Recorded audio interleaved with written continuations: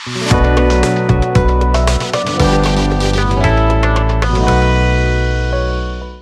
everyone, welcome to Samarth classes.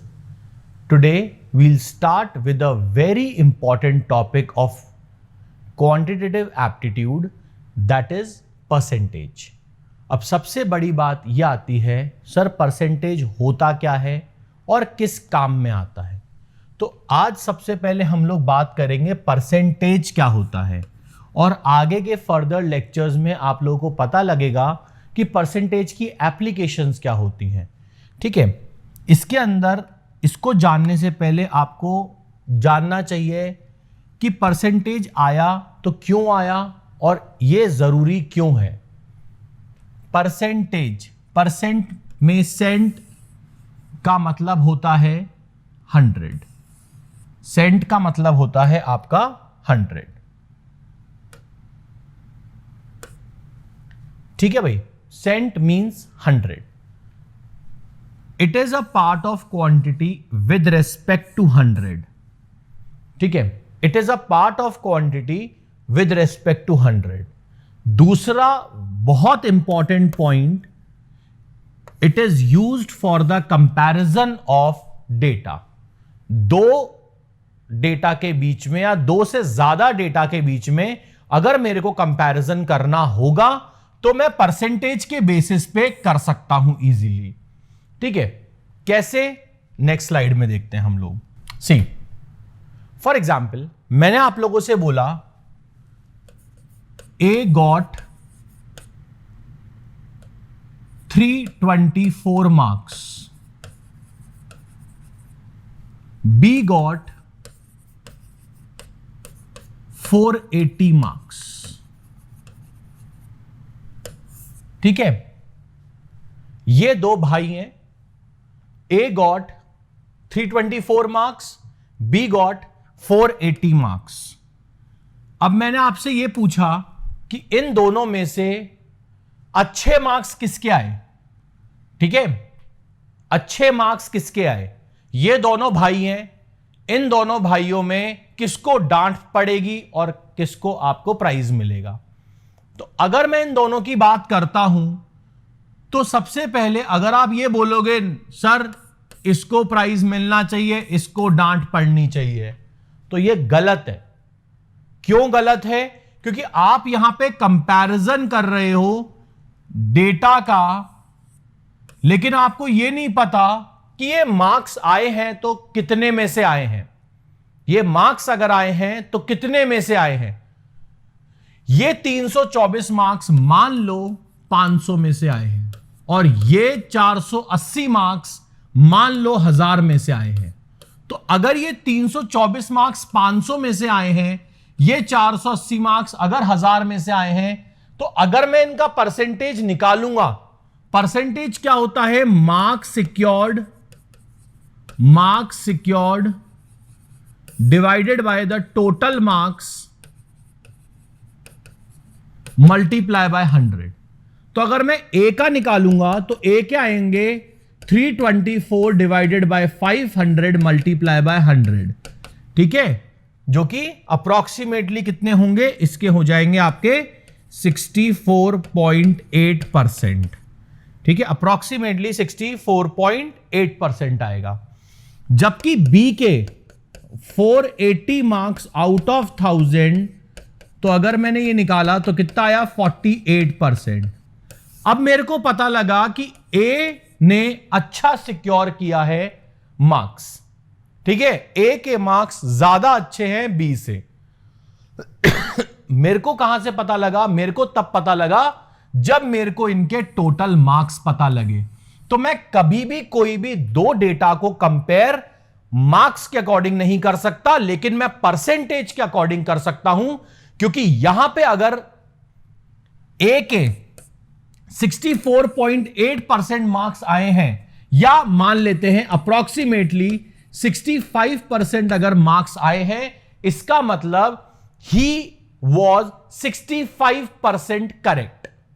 ठीक है, इसने जो भी आपके आंसर्स दिए हैं उसमें ही was 65% correct, whereas B जो है वो 48% ही करेक्ट था आउट ऑफ 100।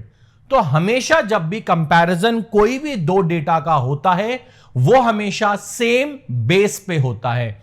और यहां पे अगर मैं परसेंटेज में बात कर रहा हूं तो यहां पे जो मैं बेस लेके चल रहा हूं वो बेस है मेरा 100। तो ये चीज आप लोग याद रखना कि अगर मैं कोई भी चीज को परसेंटेज में कन्वर्ट कर रहा हूं इसका मतलब मैं यहां पे बेस को 100 लेके चल रहा हूं। ठीक है, तो अब आपको यह चीज समझ में आ जानी चाहिए कि अब मैं यहां पे कंपैरिजन कोई भी दो डेटा का इजीली कर सकता हूं। क्लियर? चलो आगे बढ़ते हैं।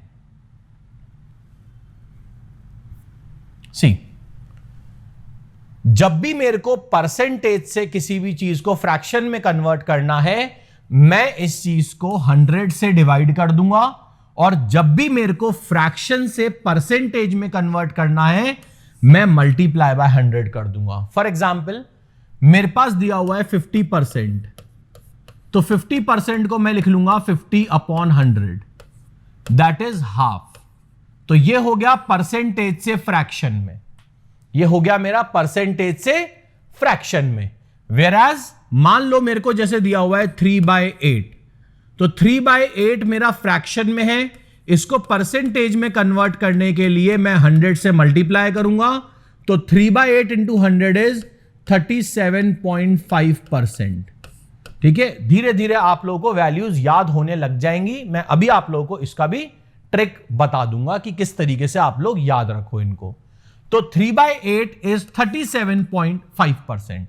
तो यह होता है आपका फ्रैक्शन से परसेंटेज में कन्वर्ट करने का, और यहां पे आता है परसेंटेज से फ्रैक्शन में। तो कभी भी परसेंटेज से फ्रैक्शन में कन्वर्ट करना हो डिवाइड करो 100 से, फ्रैक्शन से परसेंटेज में कन्वर्ट करना हो मल्टीप्लाई करो। बहुत इजी। मान लो आपके पास दिया हुआ है 30%, तो 30% क्या हो जाएगा 30/100, दैट इज 3/10। ठीक है, आपने बोला सर मेरे को दिया हुआ है 1/6, तो 1/6 क्या हो जाएगा 1/6 multiply by 100, that gives you, या तो आप लोग इसको परसेंटेज में अगर लिखोगे तो किस तरीके से लिखोगे 16.66% लिख सकते हो, अप्रोक्सीमेटली 16.67% लिख सकते हो, या फिर आप लोग दूसरी भाषा में इसको किस तरीके से लिख सकते हो भाई 16.2/3%। ये तीनों ही आपके करेक्ट हैं, तीनों में कहीं कोई गलती आपकी नहीं है। तो ये बात आप लोगों को समझ में आ जानी चाहिए कि अगर मेरे को कन्वर्ट करना है परसेंटेज से फ्रैक्शन में या फिर फ्रैक्शन से परसेंटेज में, तो मैं कैसे कन्वर्ट करूंगा। मेरे को बहुत सिंपल सा मेथड है, या तो मैं डिवाइड बाय 100 करके परसेंटेज से फ्रैक्शन में और फ्रैक्शन से परसेंटेज में मल्टीप्लाई बाय 100 करके। ठीक है, आप लोगों को समझ में आ गया होगा। ठीक है, चलो नेक्स्ट स्लाइड पे चलते हैं। नाउ सी, कुछ ऐसे फ्रैक्शंस जो आप लोगों को याद होने ही होने चाहिए। For example 1/2, that is 50%। अगर आप लोगों को 1/2 याद है तो इजीली आप लोग इससे 1/4 निकाल लोगे, 1/8 निकाल लोगे, 1/16 निकाल लोगे। ये आप चारों वैल्यूज यहां से कैलकुलेट हो सकती हैं। 1/2 इज 50%, तो 1/4 is 25%, 1/8 is 12.5% and this is 6.25%। ठीक है, बहुत सिंपल है याद करना। वैसे अगर आपको थोड़ा बहुत हिंट के तौर से याद करना है तो कर सकते हो, नीचे 2 की पावर 3, ऊपर 5 की पावर 3। 5 की पावर 3 इज 125, यहां पे 12.5 आ रहा है तो कोई दिक्कत नहीं है, वो पॉइंट आता है वो मल्टीप्लाई बाय 100 करने की वजह से। 1/4 25%, 2 की पावर 2, 5 की पावर 2, 2 की पावर 4, 5 की पावर 4। तो ये जब आपके स्पीड कैलकुलेशंस होने लग जाएंगी तो आप लोगों को चीजें अपने आप सिंपल लगने लग जाएंगी। तो जैसे ये 2 और 5 का यहां पे रिलेशन होता है वैसे ही आपका 5 और 2 का भी रिलेशन होता है। 1/5 इज 20%, 1/25 इज 4%, 1/125 इज 0.8%।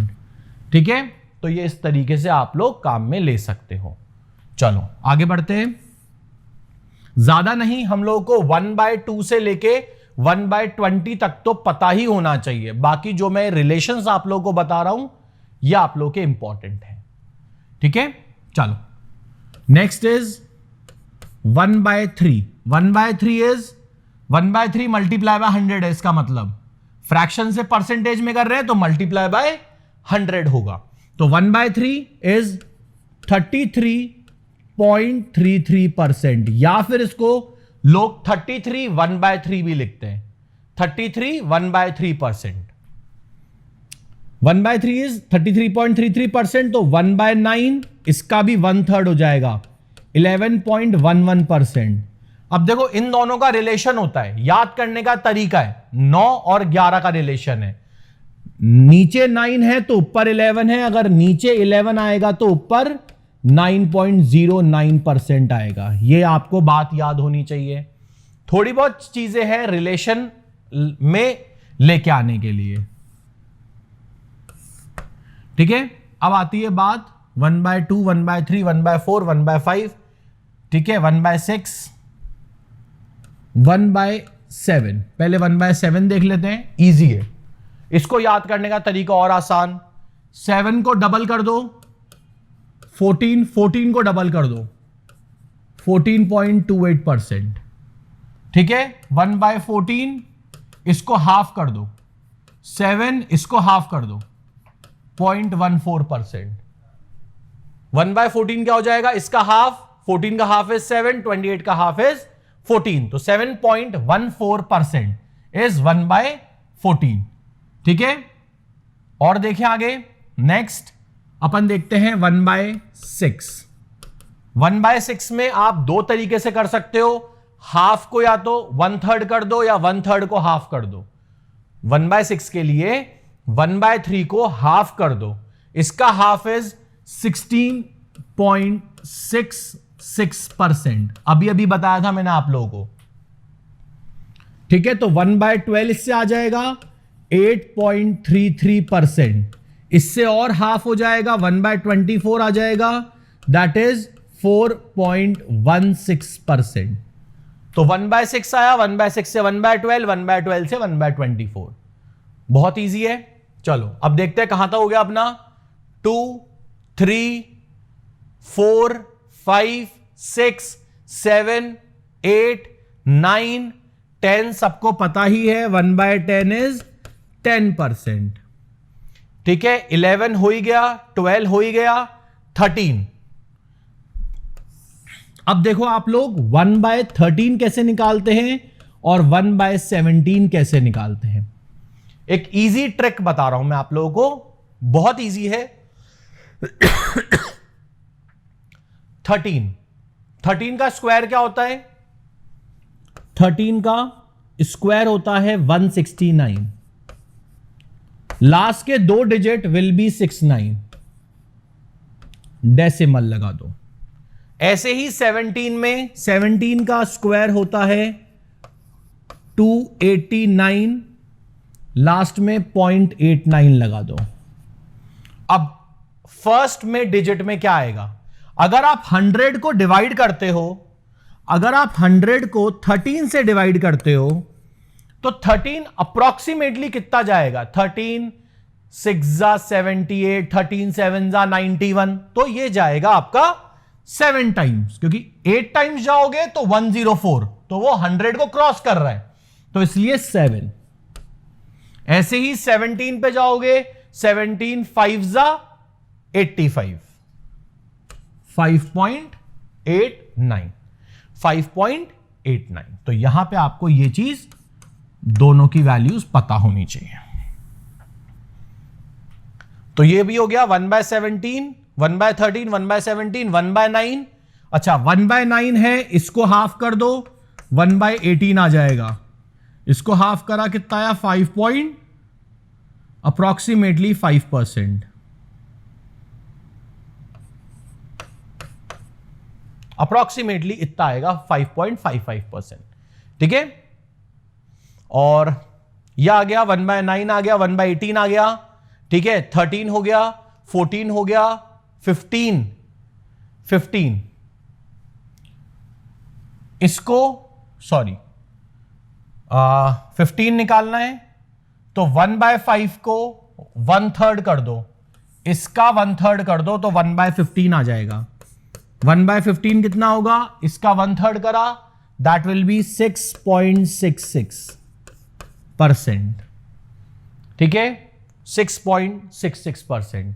तो ये होता है 1/15। 1/16 आ गया, 1/17 आ गया, 1/18 आ गया, अब 1/19 देखना। 1/19 कैसे निकालेंगे, 5.55% है, 5.89% है, ठीक है, ये 17 हो गया, 18 हो गया, और 1/20 ये होता है 5%। 1/20 होता है 5%। तो बहुत इजी होता है निकालना।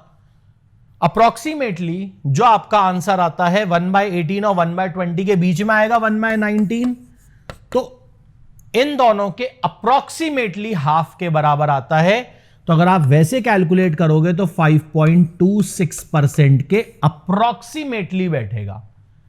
वैसे भी अगर आप देखोगे तो 5.27 इन दोनों का एवरेज आ रहा होगा, तो अप्रोक्सीमेटली 5.26% आता है। तो आपको ये एक छोटी सी टेबल है जहां पे आपको थोड़ा बहुत ट्रिक्स याद रखनी चाहिए, ठीक है। अब देखो, जैसे कि अगर आपको पता है कि मुझे 1/8 12.5% है, तो अब यहां से आप 3/8 निकाल सकते हो, 5/8 निकाल सकते हो, 7/8 निकाल सकते हो।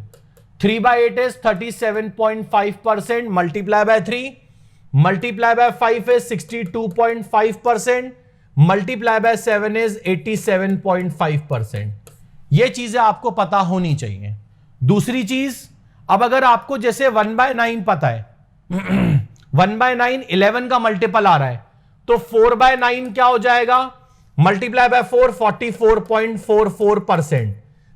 चीजें देखो, 7/9 क्या हो जाएगा, मान लो 77.77%। तो मेरे पास कभी भी अगर ऐसा आएगा 88.88%, दैट विल बी 11 का कौन सा मल्टीपल है, 8, तो 8/9। इस तरीके से आपको चीजों को थोड़ा बहुत याद रखना पड़ता है, अपने हिसाब से रिलेशंस को बनाना पड़ता है। अब जैसे 1/11 हो गया, 9.09% है, मल्टीप्लाई बाय 2 करा 18.18, मल्टीप्लाई बाय 4 करा 36.36, मल्टीप्लाई बाय 5 करा 45.45। तो ऐसे चीजों को लेके आपकी कैलकुलेशंस और फास्ट होती हैं। बस दूसरी चीज परसेंटेज के अंदर जो आपको याद रखनी पड़ेगी, जो मैं आप लोगों को प्रॉफिट एंड लॉस के अंदर भी करवाऊंगा, वो आपको पता होना चाहिए। अच्छा, पहले नोट डाउन कर लो आप लोग।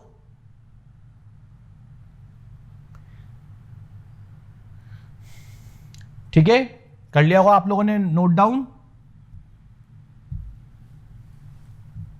देखो, अब आपको छोटी छोटी चीजें पता होनी चाहिए।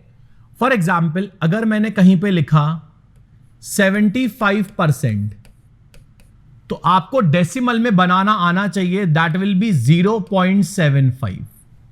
अगर मान लो मैंने कहीं पे लिखा 125%, इसका मतलब आप लिख लोगे 125/100, 125/100, दैट विल बी 1.25%। ठीक है, तो ये चीजें आप लोगों को बनानी आनी चाहिए। मान लो किसी भी नंबर में अगर मैंने उसको लिख दिया 320%, 320% का मतलब सीधा सीधा हो गया 3.2। तो यह आपको मल्टीप्लायर्स बिल्कुल आने चाहिए। अगर मान लो मैंने x का कोई भी नंबर x है, अगर मैंने इसको 10% बढ़ा दिया, 10% बढ़ा दिया, ये नंबर क्या था, ये नंबर क्या था 100। 100 इसको अपन कंसिडर करते हैं, ये 100% है x। तो अगर ये 100% है x, इसमें 10% बढ़ा दिया तो ये कितना हो गया 110% ऑफ x। इसका मतलब ये सीधा सीधा हो गया 1.1 टाइम्स ऑफ x।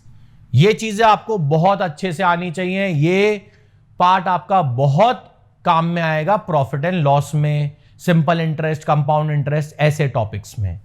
सही है। अब देखो, ये तो हो गया इंक्रीमेंट। मान लो एक बार और इंक्रीमेंट करते, इसमें मान लो मैंने 20% का इंक्रीमेंट किया, तो मैं सीधे इसको 1.2x लिख लूंगा अब। ठीक है, क्यों हो जाएगा? 100 में 20 ऐड करा, 120 को लिख सकता हूं 1.2x। मान लो x में मेरे को 60% इंक्रीमेंट हो गया। इंक्रीमेंट मैं ऐसे शो करता हूं, इंक्रीमेंट हो गया तो क्या हो जाएगा यहां पे 160% ऑफ x का मतलब 1.6x हो जाएगा। ठीक है, अगर मान लो मेरे x के अंदर 320% का इंक्रीमेंट हुआ तो 100 plus 320 is 420 which will give you 4.2x। तो आगे से आपको इन भाषाओं का यूज करना पड़ेगा। ये वाली जो चीजें हैं इंक्रीमेंट और डिक्रीमेंट, ये आपको पता होनी चाहिए। अब देखो, अगर आपने मान लो डिक्रीमेंट किया, मान लेते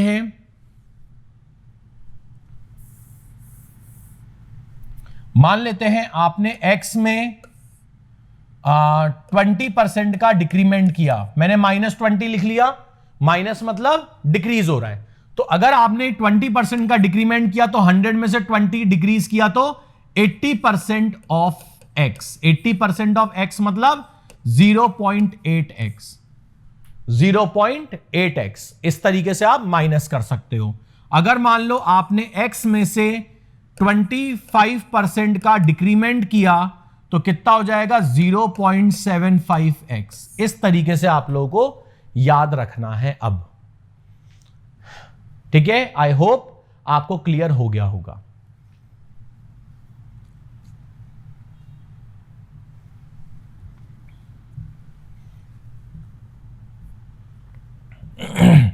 next very important topic, percentage change. इसके बेस पे हम लोग कम से कम 3 से 4 क्वेश्चंस करेंगे अभी।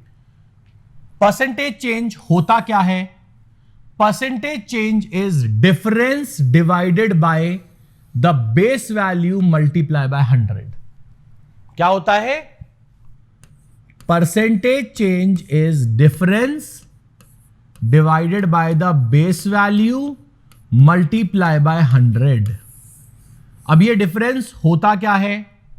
बेस वैल्यू कौन सी लेते हैं हम लोग, किस तरीके से करते हैं? परसेंटेज चेंज पॉजिटिव होगा कि नेगेटिव होगा? चेंज होता है, चाहे पॉजिटिव हो चाहे नेगेटिव हो, परसेंटेज चेंज ही होता है। यह बात आप लोग याद रखना। फॉर एग्जाम्पल, मैंने आप लोगों से बोला, एक क्वेश्चन लेते हैं छोटा सा।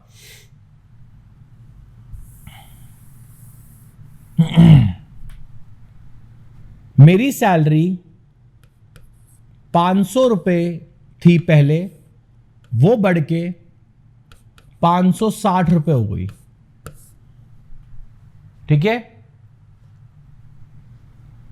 कितना परसेंट इंक्रीज हुआ?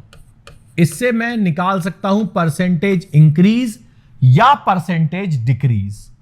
तो अभी मेरे से पूछा गया कितना परसेंट इंक्रीज हुआ, तो कितना परसेंट इंक्रीज होना मेरा डिपेंड करता है what was my base value. तो मैं निकालूंगा डिफरेंस। मेरा डिफरेंस आएगा कितना? 560 माइनस 500 दैट गिव्स यू 60 और बेस वैल्यू मेरी आएगी 500। बहुत लोग ये सोचते हैं छोटा नंबर मतलब बेस वैल्यू। नहीं, बिल्कुल नहीं। बेस वैल्यू क्या होती है?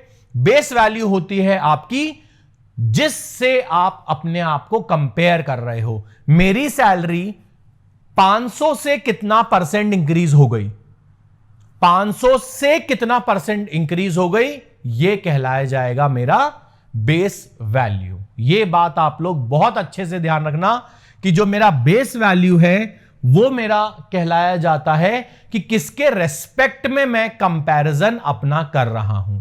तो मैं जो अपना कंपैरिजन 560 का कर रहा हूं वो मैं 500 के रेस्पेक्ट में कर रहा हूं।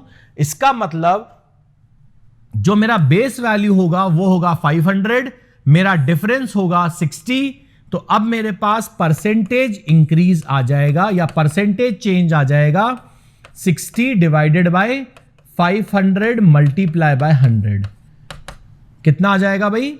टोटल में मेरे पास 12% का इंक्रीमेंट आ जाएगा। 500 इससे कैंसिल और ये 12 टाइम्स कैंसिल। तो ये मेरा हो गया परसेंटेज इंक्रीज। ऐसे ही मैं परसेंटेज डिक्रीज भी निकाल सकता हूं, ऐसे ही मैं परसेंटेज डिक्रीज भी निकाल सकता हूं। तो आप लोगों को यह पता होना चाहिए कि ये बेस वैल्यू क्या है, ये बेस वैल्यू आपकी क्या है, यह आपको पता होना चाहिए। मान लो एक और क्वेश्चन ले लेते हैं। इसमें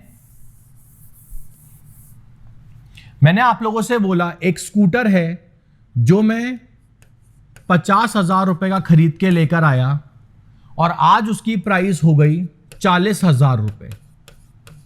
वो पूछ रहा है प्राइस में कितना परसेंट का चेंज आया। चेंज मतलब पॉजिटिव होता है, नेगेटिव नहीं होता। चेंज पूछा है, ये नहीं बोला कितना परसेंट डिक्रीज हुआ। चेंज पूछा है तो आप लोग दोनों का डिफरेंस निकाल दो। दोनों का difference will be 10,000 divided by base value. Change कहां से हुआ? यहां से, इससे ये आया है, डिवाइड बाय 50,000 मल्टीप्लाई बाय 100। तो यहां से ये कैंसिल, आपका टोटल आ गया 20% का चेंज आया है आपके स्कूटर के प्राइस में। सही है? या फिर आप दूसरी भाषा में बोल सकते हो आपका 20% ये डिक्रीज हुआ है। क्लियर? चलो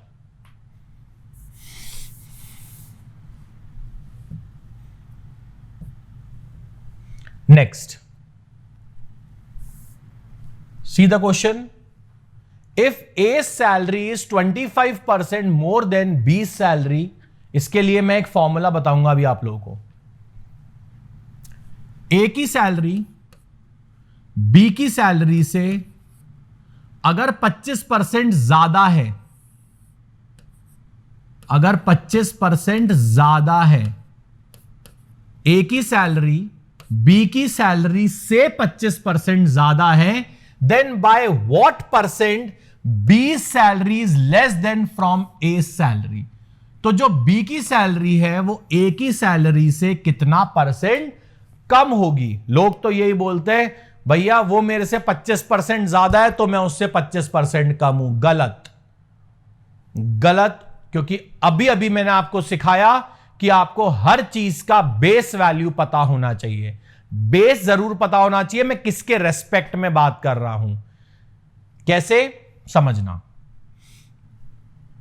मैंने आपसे बोला मेरी जो सैलरी है वो इसकी सैलरी से 25% ज्यादा है। इसकी अगर सैलरी मान लो 100 है तो इसकी सैलरी हो जाएगी 125। 100 प्लस 25% 125। अब क्वेश्चन क्या पूछा गया आपसे? By what percent B salary is less than from A salary. तो कितना परसेंट चेंज आएगा?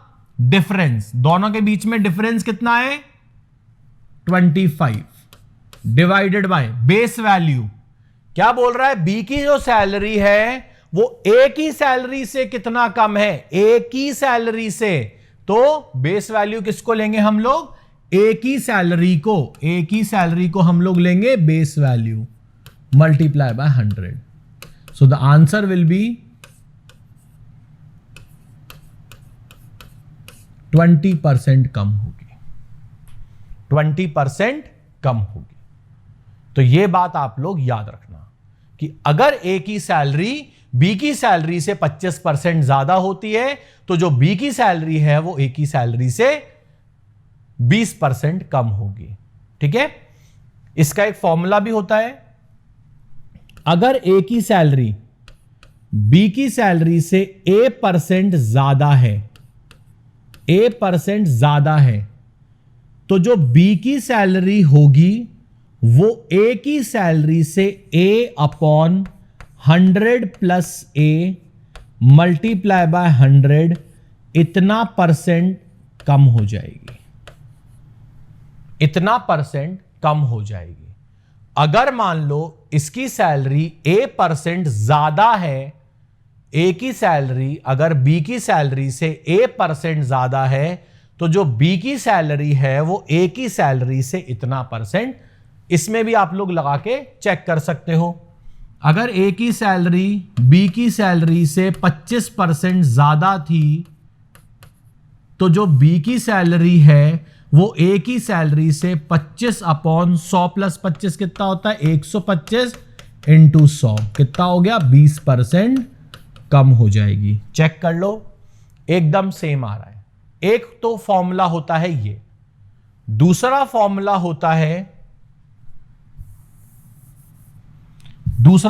होता है अगर ए की सैलरी बी की सैलरी से B% कम है, B% कम है तो जो ए की सैलरी होगी, जो बी की सैलरी होगी, दोबारा सुनो, the salary of A is B% less than B.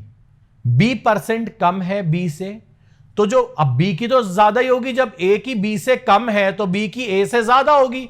कितना % ज्यादा होगी? That will be B/100 minus B × 100, इतना % ज्यादा होगी। यह बात आप लोग याद रखना भाई, यह बात आप लोग याद रखना कि यह जो आपकी होगी B/100 माइनस B × 100 इतना % ज्यादा हो जाएगी। क्लियर? तो ये चीजें आपको थोड़ी बहुत पता होनी चाहिए जिससे आप क्वेश्चंस को इजीली सॉल्व कर पाओ। ये दोनों आपको याद करने चाहिए और ये दोनों नोट डाउन कर लेना आप लोग प्लीज। ये बहुत इंपॉर्टेंट फॉर्मूले हैं आप लोगों के आगे फ्यूचर कॉम्पिटिटिव एग्जाम्स के लिए। तो यहां पे आपका आंसर 20% ये रहा। बढ़े आगे, देखो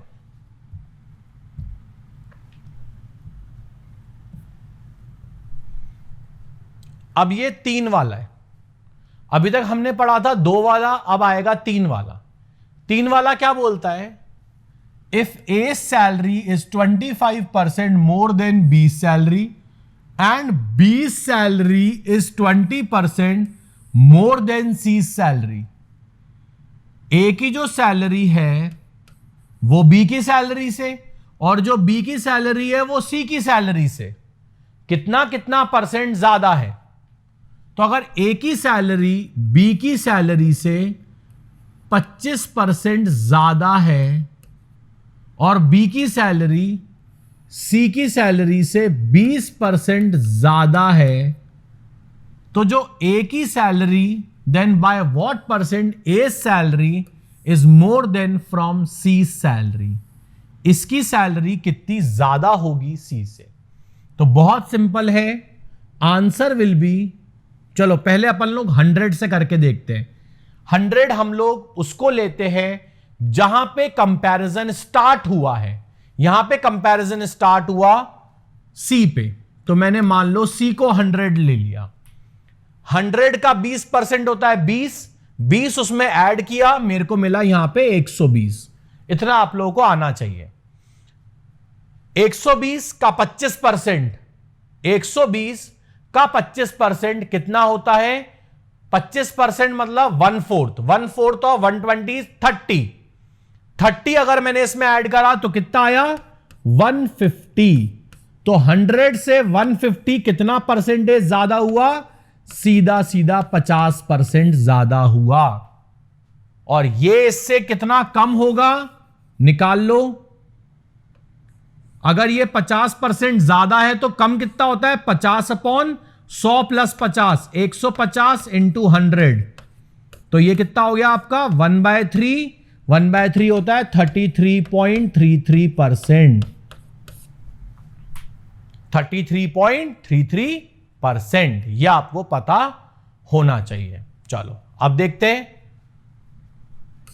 यह समझ में आ गया, यह समझ में आ गया, यह आ गया, यह आ गया। अब इसको हम लोग फॉर्मूले के बेस पे करते हैं। किस तरीके से फॉर्मूला बनेगा देखो, मैंने आप लोगों से बोला ए की सैलरी, बी की सैलरी, सी की सैलरी। अगर ए की सैलरी बी की सैलरी से ए % ज्यादा है और बी की सैलरी सी की सैलरी से बी % ज्यादा है, तो जो ए की सैलरी होगी वो सी की सैलरी से होगी A plus B plus A B upon 100, इतना % ज्यादा होगी, इतना % ज्यादा होगी। अगर यहां पे ज्यादा की जगह कम आ जाए तो नेगेटिव लगा दो, पॉजिटिव की जगह नेगेटिव लगा दो, यहां पे ज्यादा की जगह कम आ रहा है तो नेगेटिव लगा दो। अगर आंसर नेगेटिव में आता है तो कम होगी, पॉजिटिव में आता है तो ज्यादा होगी, खत्म बात। इतना सा सिंपल सा फॉर्मूला है, बट एरो एक तरफ ही चलना चाहिए। ऐसा नहीं इसने कंपैरिजन बी से कर लिया, नहीं, ए ने कंपेयर किया है बी से, बी ने कंपेयर किया है सी से, इस तरीके से ही होना चाहिए, अदरवाइज आपका क्वेश्चन गलत हो जाएगा। तो यहां पे अगर आपका आता है ए बी से कंपेयर कर रहा है, बी सी से कंपेयर कर रहा है, तो ये आपका इससे कंपेयर। तो अभी मैंने क्या करा था, यहां पे 25% लिया था, यहां पे 20% लिया था, तो यहां क्या आ जाता 25 प्लस 20 प्लस 25 इंटू 20 अपॉन 100, तो ये हो जाता आपका 50%। इस तरीके से आप लोग क्वेश्चंस को कर सकते हो। क्लियर? तो आई होप आपको यहां तक थोड़ी सी चीजें क्लियर हो गई होंगी। तो इसका आंसर आएगा आपका 50%। मैक्सिमम लोग इन दोनों को ऐड कर देते हैं और लिख देते हैं 45%, जो कि गलत है। समझ में आ गई बात? चलो बढ़ते आगे। अब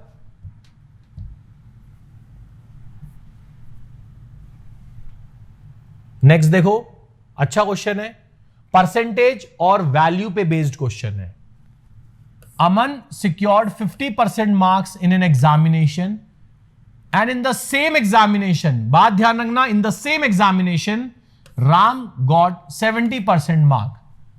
In the same examination means total marks दोनों के सेम होंगे, टोटल मार्क्स दोनों के सेम होंगे, यह अपन को दिया हुआ है पहले से ही। अगर राम को 120 मार्क्स अमन से ज्यादा मिले हैं, शॉर्टकट देखो इसका किस तरीके से करते हैं। अमन के आए 50% मार्क्स, राम के आए 70% मार्क्स। राम के इससे कितने ज्यादा है, प्लस 20%, और ये जो 20% है ये आपका क्या है, राम के 120 मार्क्स ज्यादा हैं। तो मतलब मेरे को वो कहना चाह रहा है 20% ऑफ x जो है, x is the total marks, आप इसको x की जगह t भी ले सकते हो, multiply by t, total marks is 120। तो यहां से टोटल मार्क्स आपके पास आ जाएंगे ये 6, ये उधर जाके कितना हो जाएगा, सॉरी 5, और ये उधर जाके कितना हो जाएगा आपका 600। So the total marks is 600। तो 600 इज द टोटल मार्क्स। अब मैक्सिमम मार्क्स मेरे कितने हैं, 600। पहले का आंसर आ गया।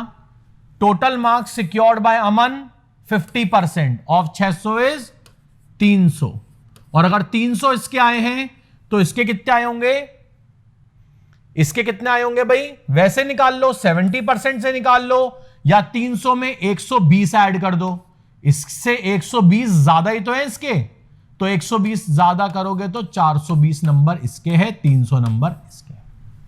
तो ये होता है आपका परसेंटेज और मार्क्स का रिलेशन। ये भी आपके प्रॉफिट लॉस में बहुत काम में आता है। ठीक है, चलो आगे बढ़ते हैं। ये तो इजी सा क्वेश्चन था। Reena got 30% marks and fails by 30 marks. अब देखो यहां पे कंपैरिजन डायरेक्ट नहीं है, पिछले वाले क्वेश्चन में कंपैरिजन डायरेक्ट था। Reena got 30% marks, fail by 30 marks. Sheena got 50% marks and passes by 50 marks. ठीक है, let the passing marks be P. मैं पी मान लेता हूं, पासिंग मार्क्स मेरे पी हैं। रीना के जो मार्क्स आए हैं वो 30 मार्क्स कम है रीना के, और शीना के 50 मार्क्स ज्यादा है, and she got 50% marks and she got 30% marks. मतलब परसेंटेज वाइज अगर हम लोग देखें तो 20% का फर्क है। दोनों के बीच में जो डिफरेंस है वो कितना है? 20% का डिफरेंस है दोनों के बीच में, 20% ऑफ द टोटल मार्क्स। और मार्क्स वाइज देखा जाए तो यहां पे भी बहुत लोग बोलेंगे सर 20 नंबर का फर्क है, कैसे 50 माइनस 30? अरे भाई एक बात बताओ आप लोग, अगर आज आप ग्राउंड फ्लोर पे खड़े हो, एक बंदा खड़ा है -2 पे, एक बंदा बैठा है +3 पे, ग्राउंड फ्लोर से एक बंदा बैठा है 3 फ्लोर ऊपर और एक बंदा बैठा है 2 फ्लोर नीचे, क्या इन दोनों के बीच में 1 फ्लोर का फर्क होगा या 5 फ्लोर का फर्क आएगा? कितने फ्लोर का फर्क आएगा? 5 फ्लोर का। तो यहां पर अगर ये पासिंग मार्क्स से 30 नंबर नीचे है, ये 50 नंबर ऊपर है, तो दोनों के बीच में 80 मार्क्स का फर्क आएगा। दोनों के बीच में 80 मार्क्स का फर्क आएगा, और ये जो 80 मार्क्स होंगे ये 20% होंगे ऑफ द टोटल मार्क्स। तो 20% of the total marks equals to 80। इसका मतलब टोटल मार्क्स आपके आ जाएंगे 400। टोटल मार्क्स आ जाएंगे आपके 400। अब ये 400 मार्क्स आपके क्या है? Total marks. अगर ये आपके टोटल मार्क्स हैं तो पासिंग मार्क्स कितने होंगे? शीना के निकाल लेते हैं, कितने मार्क्स हैं इसके? 50% ऑफ द टोटल मार्क्स। 400 का 50% इज 200, और इसके 50 मार्क्स ज्यादा आए हैं, इसके 50 मार्क्स ज्यादा आए हैं, तो पासिंग मार्क्स कितने होंगे? 150। टोटल मार्क्स 400, इसके 200, इसके 150, तो मेरे को मैक्सिमम मार्क्स भी पता लग गए, मेरे को पासिंग मार्क्स भी पता लग गए। और अगर आप पूछोगे तो पासिंग परसेंटेज भी अपन निकाल सकते हैं। क्यों? कैसे निकाल सकते हैं भाई? पासिंग मार्क्स पता है, टोटल मार्क्स पता है, तो क्या आ जाएगा? 150 डिवाइड बाय 400 मल्टीप्लाई बाय 100। यहां से आप पासिंग परसेंटेज निकाल लोगे। तो एक बार अगर आप लोगों को यह कैलकुलेशन का पता लग गया कि मार्क्स और इसमें रिलेशन क्या क्या है, तो आप इजीली कैलकुलेशन किसी भी चीज की कर सकते हो। ठीक है? I hope it is clear to everyone. चलो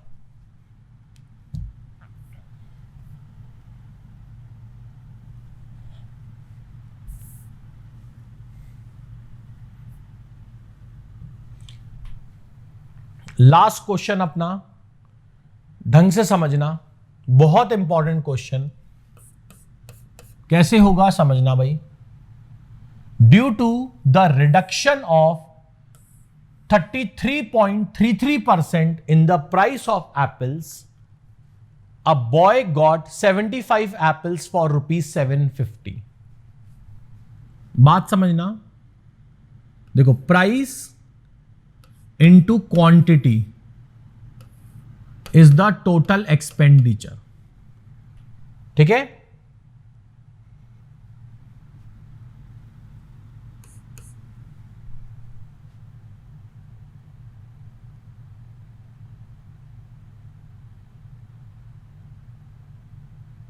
इस क्वेश्चन को थोड़ा सा आप लोग चेंज करो। अ बॉय गॉट 75 को काट के लिख दो 25 एप्पल्स एक्स्ट्रा।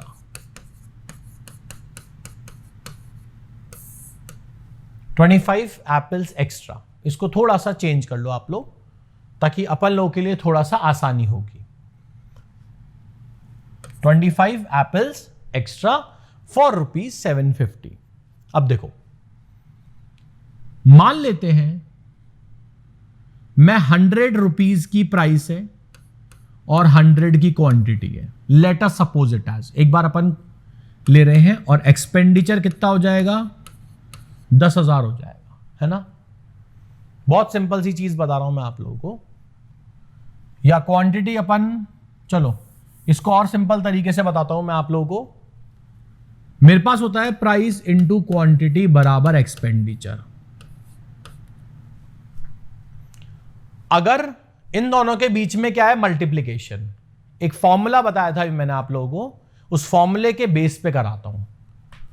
अगर मेरे प्राइस में 33.33% का डिक्रीमेंट हो रहा है, प्राइस में अगर 33.33% का डिक्रीमेंट हो रहा है, तो इसमें कितना इंक्रीमेंट होगा? इसमें कितना इंक्रीमेंट होगा? When the expenditure was constant. वो कह रहा था एक्सपेंडिचर तो कांस्टेंट ही है, 750 का ही आपको पड़ रहा है, 750 का ही पड़ रहा है आप लोगों को, पहले भी 750 का था, अभी भी 750 का पड़ रहा है, तो एक्सपेंडिचर मेरा कांस्टेंट है।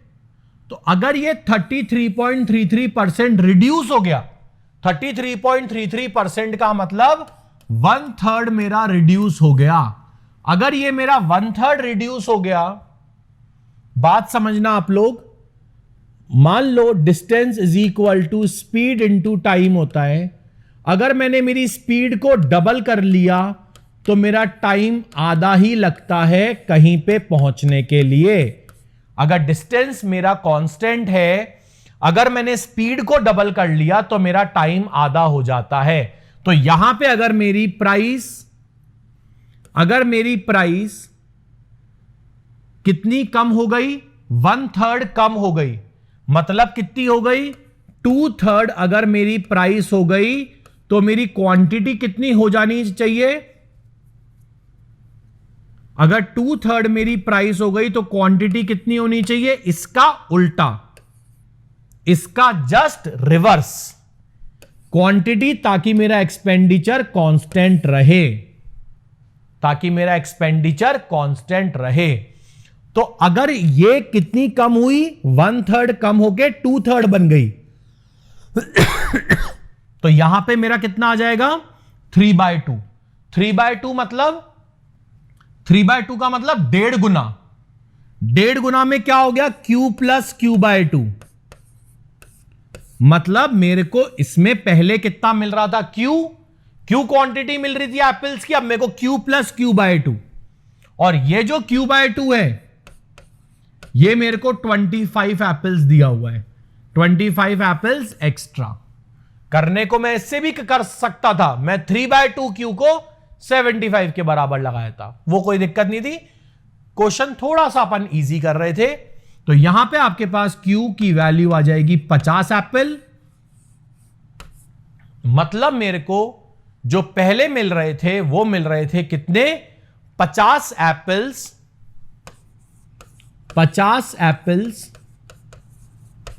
750 के। तो एक एप्पल कितने का मिल रहा था? 750 डिवाइडेड बाय 50। तो यहां से मेरे पास आ जाएगा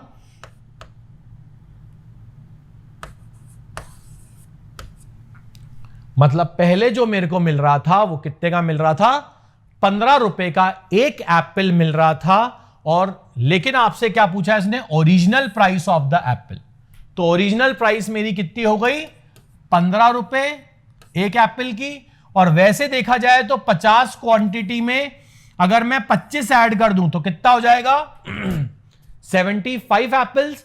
75 एप्पल्स अगर 750 के मिल रहे हैं तो नई प्राइस क्या हो जाएगी एक एप्पल की? 10 रुपए। तो यह होता है आपके परसेंटेज का खेल, की परसेंटेज और फ्रैक्शन में हम लोग किस तरीके से काम करते हैं। यह आप लोगों को थोड़ा बहुत पता होना चाहिए चीजों में कि परसेंटेज और फ्रैक्शन में हम लोग किस तरीके से काम करेंगे। ठीक है, आई होप आपको यह समझ में आ गया होगा।